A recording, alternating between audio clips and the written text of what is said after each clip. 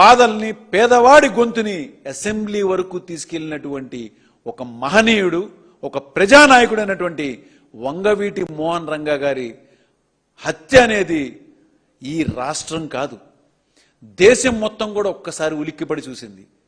ఎందుకంటే అది ఎవరో రౌడీ మూకలతో జరిగినటువంటి విషయం కాదు. అది పూర్తిగా కూడా ప్రభుత్వం ఇన్వాల్వ్ అయ్యి వాళ్ళ యొక్క మనుగడ ఎక్కడ దెబ్బతింటుందో, ఒక పేదవాడి గొంతుకు అసెంబ్లీ వరకు వచ్చింది, రేపు రాజకీయంగా అధికారంలోకి ఎక్కితే ఏమవుతుందో అని చెప్పని భయం వేసింది. కాబట్టే వంగవీటి మోహన్ రంగా గారు గాంధేయవాదంతో ఆయన నిరాహార దీక్ష చేస్తుంటే, పేదల కోసం పోరాడుతుంటే ఆయనని నడి రోడ్డు మీద అతి దారుణంగా చంపించారు. మరి ఆ కేసు ఏమైంది, ఎంతవరకు వెళ్ళింది? దానికి కొంతమంది తెలుగుదేశంలో ఉన్నటువంటి కొంతమంది నాయకుల యొక్క వాళ్ళ నోటి నుంచి వచ్చినటువంటి విషయాలే మీకు చిన్నది వీడియో ప్లే చేస్తాం, చూడండి. ఇప్పటికేంటంటే గుంటూరు జిల్లాలో నన్ను, కృష్ణా జిల్లాలో రంగాన్ని ఇద్దరిని ఎలిమినేట్ చేయాలి అనేటువంటి, ఎందుకంటే తను పార్టీ సంయుక్తంగా ఉండాలి, అపోజిషన్ లేకుండా ఉండాలి అనే దాని మీద ఎలిమినేట్ చేయాలనేటువంటిది చాలా మాక్సిమం ప్రయత్నం చేస్తున్నాడు. భౌతికంగా ఎలిమినేట్ చేయాలనేటువంటి పరిస్థితి రంగారి విషయంలో సక్సెస్ అయినాడు, నా విషయంలో ఫెయిల్ అయినాడు. ఎందుకు ఫెయిల్ అయినంటే 95లో లాస్ట్ అటెంప్ట్. ఆ రోజున రామారావు గారికి తెలిసి, రామారావు పిలిచి డబ్బులు పెట్టాడని చెప్పేసి నాకు తెలిసిందంటే ఆ రోజున ఉన్నటువంటి ఆయన హోంమంత్రి ఇంద్రారెడ్డి గారు చెప్తుంది ఆ రోజు ఇట్లా డబ్బులు పెట్టాడనేటువంటి మాట. కానీ నన్ను అటెంప్ట్ చేయడానికి బయలుదేరినటువంటి పరిస్థితుల్లో పట్టుకున్న తర్వాత పోలీసులకు పట్టుబడినారు. జనరల్ చెకప్ లో పోలీసులకు పట్టుబడితే ఇంట్రాగేషన్ లో చెప్పినారు, ఇట్లా సో మాకు కిరాయి ఇచ్చినారని, ఇస్తే మేము వెళ్తున్నామని చెప్పారు. ఎందుకంటే హెవీ ఆంబినేషన్ తో దొరికినారు. చేస్తారు దారుణంగా. మీరు అప్పుడు వెంటనే ప్రెస్ మీట్ పెట్టి లేదా రాజీనామా చేస్తాను ఈ పార్టీలోంచి ఎందుకు అనలేకపోయారు? చేసేసాక ఈ కారణంగా చేశారా? ఈ కారణంగా చేశా. రంగాన్ని చంపినందుకు ఈ కారణంగానే చేశా. ఇవాళ రాత్రి చంపేశానండి. ఆ మర్నాడు రాత్రి కూర్చుని ఆలోచించుకున్నాను. ఇది తెల్లారేటప్పటికి నాకు తెలిసిందండి నైట్ జరిగిందని. ఆ రాత్రి కూర్చుని ఆలోచించుకున్నానండి. కొంతమంది స్నేహితులతో మాట్లాడానండి. ఆ నెక్స్ట్ డే మార్నింగ్ వెళ్ళిపోయి రాజీనామా చేశా. అంతే. రాజీనామా చేసిన వెంటనే చంద్రబాబు నాయుడు గారు వచ్చాడు, బతిమాలాడు.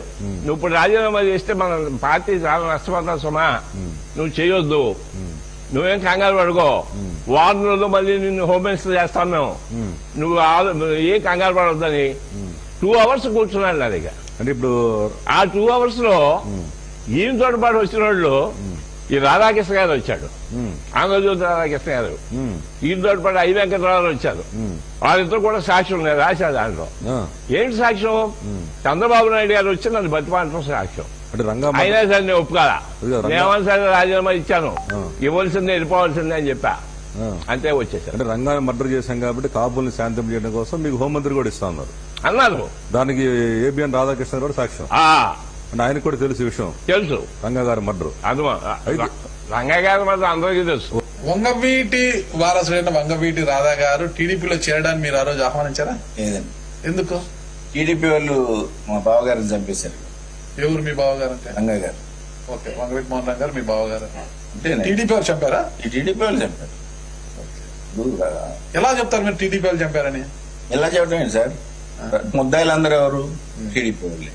అందులో కోడెల శివప్రసాద్ గారి పాత్ర, అట్లానే ఇంకా కొంతమంది పెద్దవాళ్ళ పాత్ర, ఇంకా ఇప్పుడు ఉన్న పెద్దవాళ్ళు కూడా వాళ్ళ పాత్రలు ఉన్నారు. మాకు తెలుసు, తెలియక అడుగుతున్నా. మీకు తెలుసు, ప్రజలందరికీ తెలుసు కాబట్టి వీళ్ళందరి పాత్రతోటే రంగా గారిని చంపగలిగారు. అందులో అమరు నిరాహార దీక్ష చేస్తున్న సందర్భంలో గాంధీవాదంలో వెళ్తున్న అతన్ని చంపారంటే చాలా దుర్మార్గం. అది అటువంటి పార్టీలోకి వెళ్ళాడు చంద్రుడు బాబు, కాబట్టే బలైపోయాడని చెప్పి ప్రజల సమక్షంలో ఆయన నిరాదీక్ష ఉండగానే చంపారు. 29లో చూశారు కదా, ఎవరిని అడిగినా ముఖ్యంగా ఆ రోజుల్లో రంగా గారు చనిపోయిన విషయాన్ని ఊహ తెలిసినటువంటి ఏ చిన్న పిల్లవాడిని అడిగినా కూడా స్పష్టంగా చెప్తారు. దీని వెనక పూర్తి స్థాయిలో ప్రభుత్వం ఉంది. ఆ రోజు డీజీపీ రజ్వంత్ సింగ్ ఇక్కడ అప్పుడు ఎస్పీగా ఉండి వెళ్ళినటువంటి వ్యాస్, హోంమంత్రి కోడెల శివప్రసాద్, వీళ్ళందరినీ ఒక టీంగా ఫామ్ చేసి ఒక ప్రజాప్రతినిధినే ఎంత దారుణంగా చంపించారంటే మరి దీని వెనక ప్రభుత్వం లేదా? ఆ ప్రభుత్వంలో చంద్రబాబు నాయుడు వచ్చిన తర్వాతే, ముఖ్యంగా ఎన్టీ రామారావు గారి దగ్గర చంద్రబాబు నాయుడు ఎంటర్ అయిన తర్వాతే ఈ యొక్క హత్య రాజకీయాలు జరిగినాయి అనేది కూడా చాలా స్పష్టంగా మనకి ఆ కోర్టులో పనిచేసినటువంటి తెలుగుదేశం పార్టీలో ఉన్నటువంటి నాయకుల ద్వారానే మనం విన్నాం. మరి ఇదే చంద్రబాబు నాయుడు గారు రంగా గారి హత్య కేసులో ఉన్నటువంటి వెలగపూడి రామకృష్ణకి ఎలా సీట్ ఇచ్చారండి? 2009లో ఎమ్మెల్యే టికెట్ ఎందుకు ఇచ్చారు? వైజాగ్ తూర్పు నుంచి అంటే ఆయన ప్రోత్సహించినట్టే కదా, దాని వెనక ఆయన హస్తం ఉన్నట్టే కదా. మరి 1998లో రాజశేఖర రెడ్డి గారి తండ్రి గారైనటువంటి రాజారెడ్డి గారిని కూడా అప్పుడు చంద్రబాబు నాయుడు గారు ముఖ్యమంత్రిగా ఉన్నప్పుడే ఆయనను కూడా పాశవికంగా చంపడం జరిగింది. మరి ఆ రౌడీ మోకల్ని, ఆ తెలుగుదేశం యొక్క గూండాల్ని ఇదే చంద్రబాబు నాయుడు గారు హైదరాబాద్లో 30 రోజుల పాటు వాళ్ళకి షెల్టర్ ఇవ్వడం జరిగింది. మరి ఇవన్నీ వీటిని ఏమంటారండి? ఈ మాట్లాడినటువంటి మంత్రులను అడుగుతున్నాను, ఇది చరిత్ర కాదా? దీనినా మీరు కప్పిపుచ్చి ఒక కడిగిన ముత్యం లాంటి చంద్రబాబు నాయుడు రాజకీయాలని చెప్పని మీరు బోటకప్పు మాటలు చెప్తున్నారు. మరి అది అలా ఉంటే తర్వాత ఇప్పుడు మీరు వచ్చినటువంటి ఈ 21 నెలల్లో మీరు చేసినటువంటి లిస్టు మరి చెప్పమంటారా? పత్తికొండలో నారాయణ రెడ్డి గారిది దారుణమైన హత్య కాదా? వినుకొండలో రషీద్ని నడి రోడ్డు మీద చంపించింది హత్యలు కావా? ఇట్లా లిస్టు తీసుకుంటే రాజకీయంగా కొన్ని ఉంటే, రాజకీయంగా లెక్కలోకి లేనటువంటివి దాదాపు 710 ఉన్నాయండి హత్యలు. ఎవరిది చరిత్ర? ఎవరిది నేర చరిత్ర?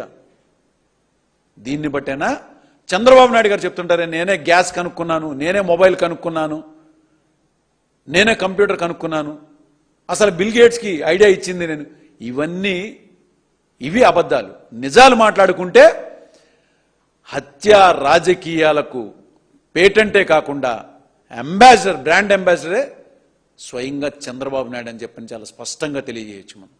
ఎందుకంటే ఆయన రాజకీయాల్లోకి వచ్చిన తర్వాత జరిగినటువంటి ఈ యొక్క నేర చరిత్రను చూస్తే మనకి చాలా స్పష్టం అవుతుంది. ఎంతమంది, ఒకటా రెండా, ఇవాళ మళ్ళా తిరిగి దస్తగిరి జరిగినటువంటి మర్డర్ని తీసుకొచ్చి జగన్మోహన్ రెడ్డి గారు మీరు ఆపాదిస్తున్నారు. ఇవన్నీ అబద్ధాలు కాదా? ఇంత సాక్ష్యాలు పగడ్బందీగా ఉన్నటువంటి ఈ సాక్ష్యాలని కూడా మీరు తారుమారు చేసి మాకు ఎటువంటి నేర చరిత్ర లేదు, జగన్మోహన్ రెడ్డి గారు తన తల్లిని, చెల్లిని, వాళ్ళ కుటుంబ సభ్యులనే కాదు అందరినీ హతమారుస్తారని, ఆయన బాబాయిని చంపారంటున్నారు.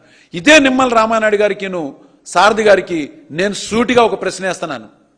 మీరు గతాన్ని మర్చిపోయారేమో నేను గుర్తు చేస్తున్నాను.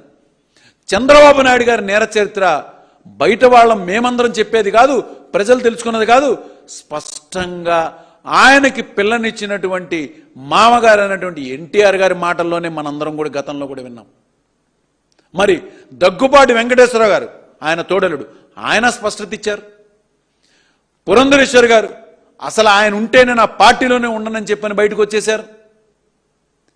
మరి హరికృష్ణ గారిని తీసుకోండి, బాలకృష్ణ గారిని తీసుకోండి, వీళ్ళందరూ కూడా ఎన్నో రకాలుగా మోసపోయి చంద్రబాబు నాయుడు యొక్క నీచమైనటువంటి, దుర్మార్గమైనటువంటి, అతి చండాలమైనటువంటి రాజకీయ ఎత్తుగడలకి మోసపోయినటువంటి వాళ్ళు కాదా? వాళ్ళ మాటల్లో స్పష్టత ఇవ్వలేదా? చంద్రబాబు నాయుడు గారికి ఎలాంటి నేర చరిత్ర ఉందని చెప్పని మీరేం మాట్లాడుతున్నారండి?